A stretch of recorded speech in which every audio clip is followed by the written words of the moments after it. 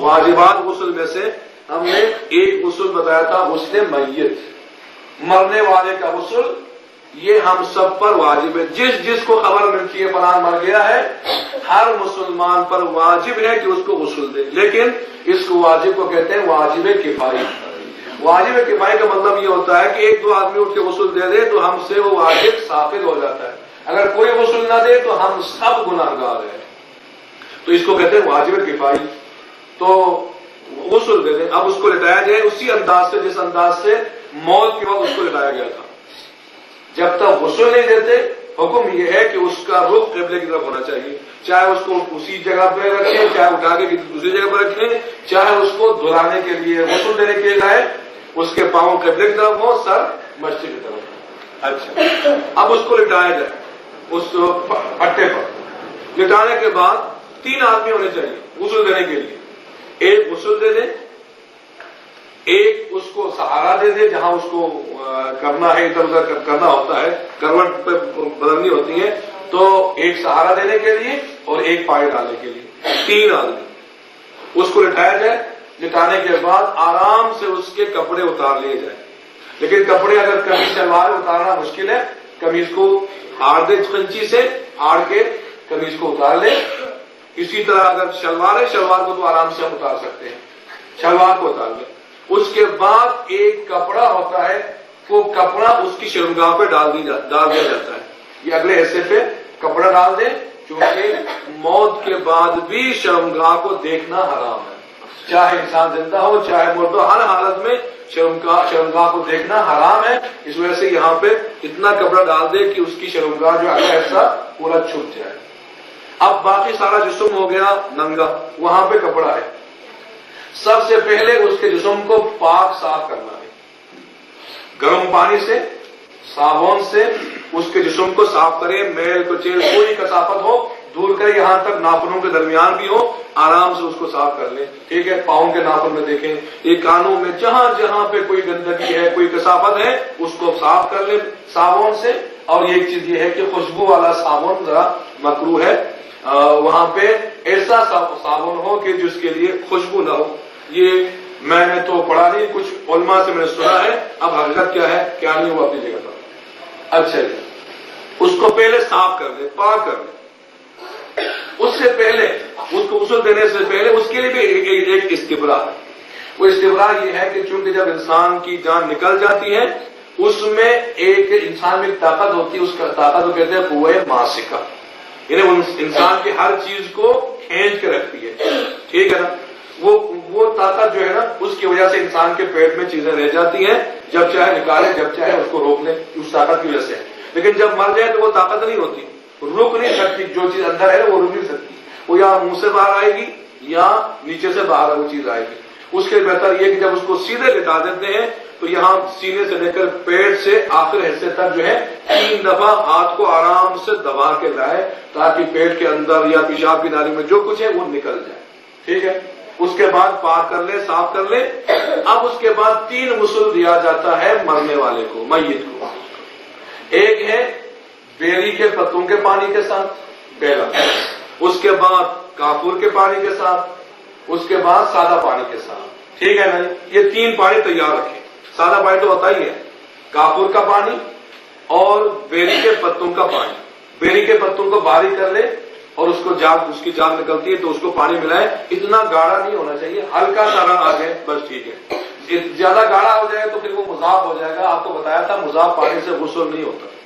اسی طرح کافور اتنا زیادہ نہ ڈالیں، بلکہ اتنا ڈالیں کہ اس کی بو اس میں آ جائے، بس زیادہ ڈالیں گے تو وہ مذاب ہو جائے گا، مذاب نہیں کرنا۔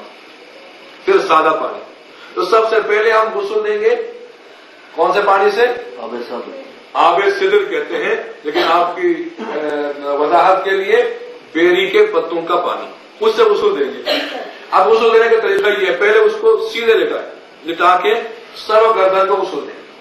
پہلے سر اور گردن پہ تین دفعہ پانی ڈالیں، مستحب یہاں پر یہ ایک دفعہ ڈال دیں سر و گردن پہ، یہ گردن ہے، یہ سر ہے، اس کو ہاتھ لگا کے ہر جگہ پانی پہنچائیں، یہ کانوں کے اندر تک باہر تک ہر جگہ پانی پہنچانا، 3 دفعہ سر اور گردن پہ پانی ڈالیں، یہ ختم ہو گیا۔ اس کے بعد اس کو بائیں کروٹ پہ لٹائیں، پورے بائیں کروٹ پہ، 3 آدمی ہیں۔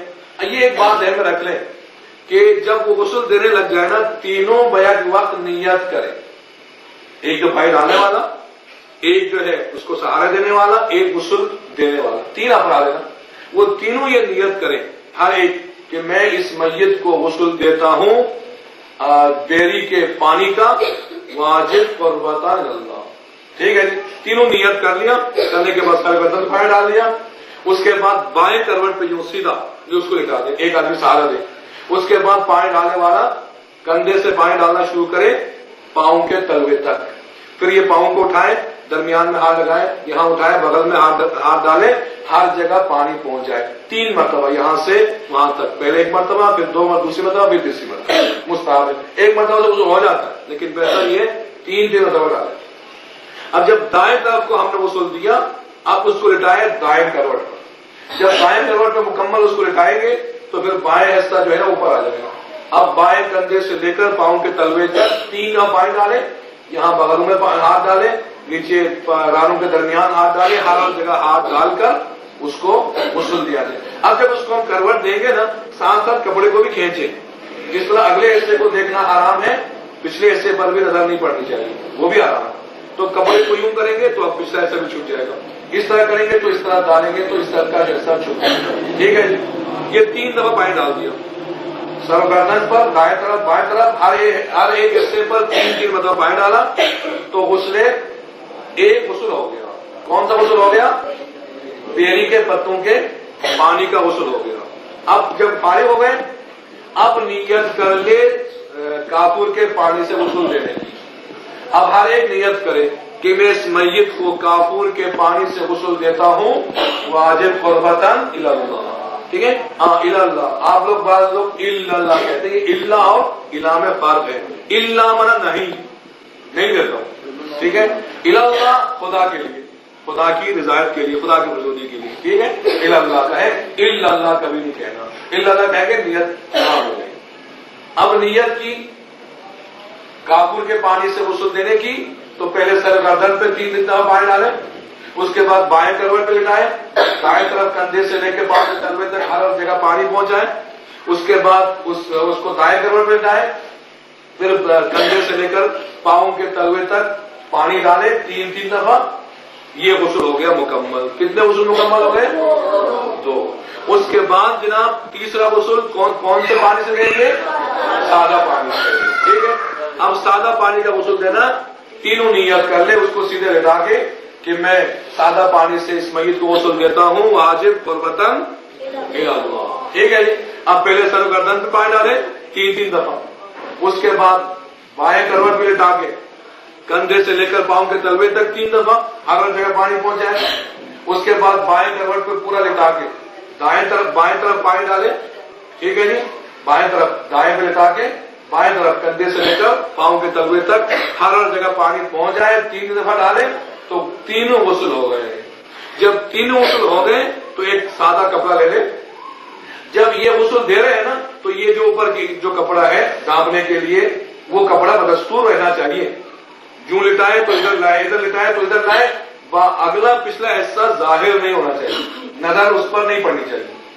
اب جب غسل دے دیا، اب جب غسل دیں گے ہر چیز پاک، وہ کپڑے پاک ہو گیا، وہ پٹا بھی پاک ہو گیا، جو پانی جاری ہو گیا وہ سب پاک ہو گیا۔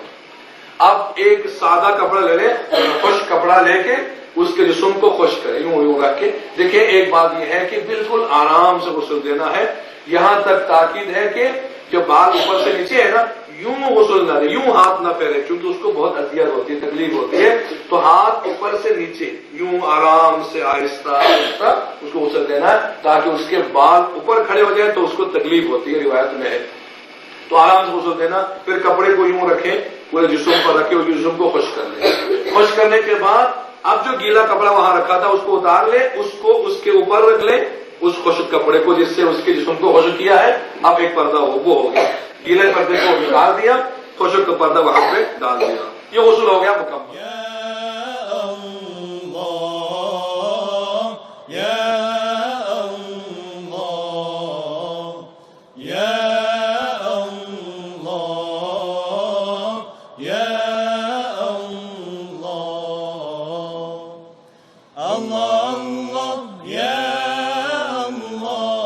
Allah Allah, ya